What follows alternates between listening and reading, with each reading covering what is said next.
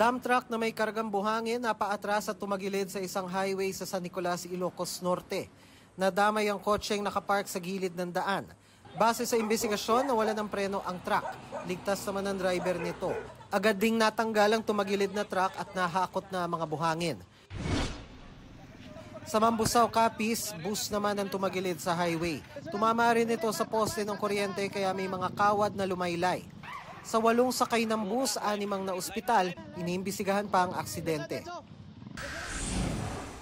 Babaeng rider patay matapos bumangga sa bus sa Dapitan City. Ayon sa pulisya, nag-overtake ang motorsiklo sa sinusundang sasakyan pero bumangga sa kasalubong na bus. Dead on arrival sa ospital ang 33 anyos na biktima.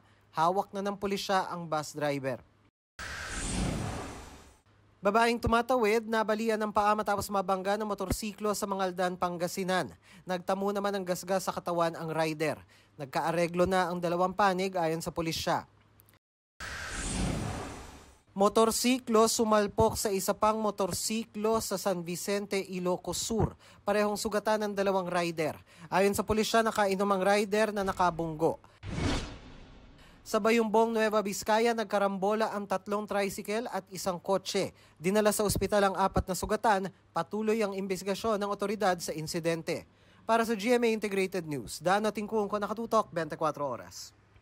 Mga kapuso, patuloy na tumutok sa mga balita, mag-subscribe sa GMA Integrated News sa YouTube.